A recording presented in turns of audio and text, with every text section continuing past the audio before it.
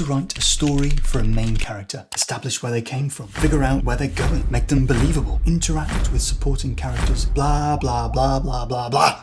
Does it say what goals they can have, the types of flaws? What about the lessons that they can learn? Actually, you're not going to find this on Google then. And I've looked elsewhere, so I'm going to tell you.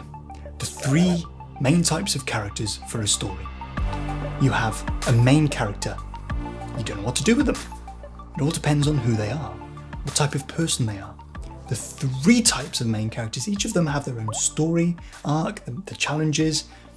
That is the part that you're not going to find in many other places. A good person, a bad person, and a lonely person. If you want to jump straight to the first character, then I've got the timestamp on screen.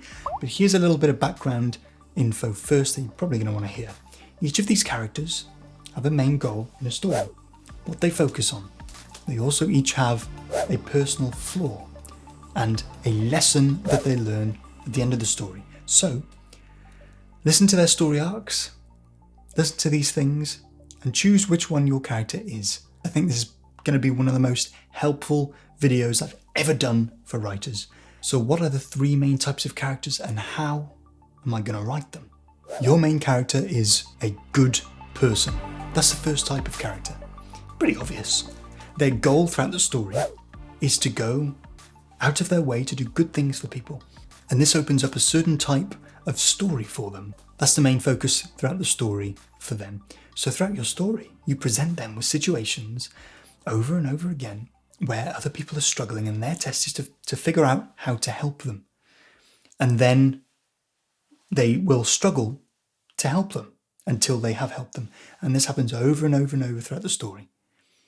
Their flaw is in doing so, they forget about themselves. That's their flaw, that's their personal flaw. It means when they see someone struggling, they end up worse off because they ignore their own problems or their own goals, and they spin out of control because they've been focusing on other people and they completely ignore their own stuff.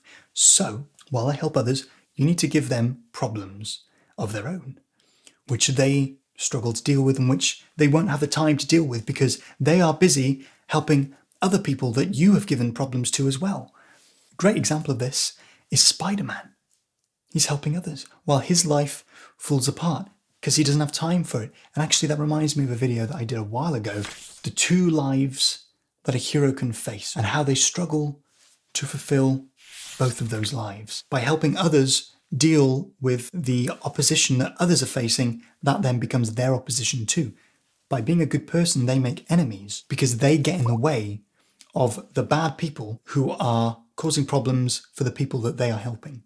The lesson that the good person will learn by the end of the story is how to balance those 2 lives out, how to balance those 2 goals, how to help others while not ignoring their own problems and their own goals.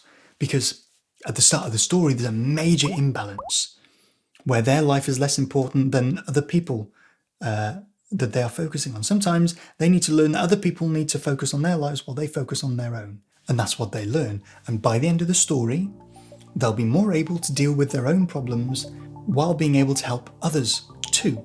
Because of this, also at the end of the story, many of their problems will have disappeared and they will have achieved many of their goals because they will have dealt with them. And then they can go back to helping other people. A bad person. Their goal, their focus is that they go out of their way to destroy other people's lives for the betterment of their own. This sounds like a villain, sounds like an antagonist, but not necessarily. It can be your main character too. It means when they see someone who has something that they need, they take it. Or when they face a problem themselves, they only help themselves and they let others take the problem. And this is a character who can actually have a great story because they can change massively from start to end, from a bad person to a good person. So what do you need to do? You need to present them with situations where someone is struggling. They have the opportunity to help, but they don't. Also, you create problems in their own lives that threaten to ruin their lives and destroy their plans, and they will destroy other people's lives to prevent these problems from destroying their own plans and their own lives. And this will happen over and over again in your story. And they'll always lose something in return in the end. The flaw that they have is that they have no empathy. They're heartless. That's what's lacking. By destroying everyone else around them to protect their own lives, their own livelihood, they end up pushing everyone else away, and they create enemies. Enemies who oppose them, who battle them, who challenge them because of what they've been doing to them and others. And who are those people? Usually the good person who's fighting the bad guy, which is your character. The more times they destroy someone else's life in order to benefit their own, the more pushback they're going to get from others. That is what is going to teach them the lesson that they are going to learn by the end of the story. They're going to have so many people pissed off or challenging them that everyone, or even just one very powerful person, conspires to destroy them. Or the problem that then arises in their life that is too big, they have no one else to help them. And so they fall because they're on their own. And the lesson that they all learn by the end of the story is to be a good person. How to be a good person and why.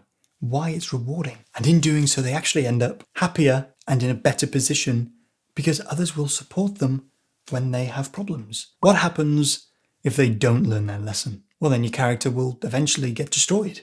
Other characters will destroy them, or they'll end up destroying themselves. Any villain who doesn't become a hero must be a secondary character. But if your villain does become a hero at the end, then they can be a main character. They can be a protagonist. Because there always has to be someone that we root for and that comes out on top. And if you're also struggling with giving purpose to your side characters, I highly recommend checking out the 4 missing characters from your story, which is a video, basically this video, but for side characters. The last type of character is different to both of these two. They're not a good person. They're not a bad person.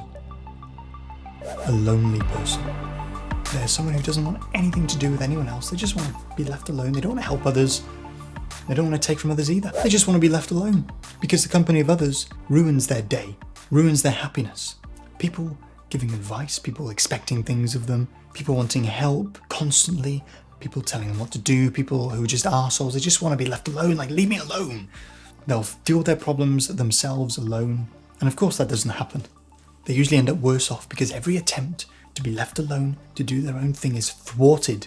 People will continuously throughout the story present situations, challenges where other people expect things of them that they don't want to do.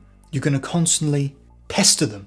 Every time they run away, someone else is going to enter their life who wants something, expects something, who needs something, asks for help, tells them what to do. Their flaw is that they try and avoid it, and that the expectation to do something for someone else comes back again and again and again and again. And they have more and more pressure on them, making them more and more miserable, making them want to run away even more. They're never left alone until they decide to try and deal with those people that expect things from them. And so the lesson that they learn by the end of the story, in order to do what they need to do, to be left alone, to be just left in peace, get all these people away from them, they actually need to choose to work with those people, to work together. They need to budge just a little bit. That is what they must realize by the end of the story. That's the only way that their turmoil is going to end. And by the end of the story, if they learn this lesson, to work together with others, they will end up with friends, family, relationships that actually make them happy, that actually makes them not want to be on their own anymore. And they realize this throughout the story. By about the midpoint, maybe they don't want to be on their own anymore. And then they start to try. Then they start to work together with those people so they can just be left alone by all those pests, so they can just be with the family, the friends, relationship, but they've got to deal with these pests first. A great example, all those detective films, they always want to work alone, but they always get put with someone, don't they? Even Sherlock Holmes, a really intelligent character who often prefers doing things on their own. And that is also a trait of an intelligent character, extremely intelligent character, which I list as one of the 4 main traits when writing an intelligent character in the video link below. Very, very easy to write an intelligent character, so long as you have those 4 traits. These people just like to do things on their own, solve problems on their own. They find peace and happiness on their own, and solitude, and there's always someone else that bloody makes their way into their life and doesn't go away until they decide to stop running and to work together to do something about it. By the end, they end up happy, actually wanting to be with those who make them happy. All I want is for this channel to help writers learn what I struggled to learn. And you know what? I think I'm doing a pretty good job. I'm Joe Webb, storyteller. Learn to write fiction properly.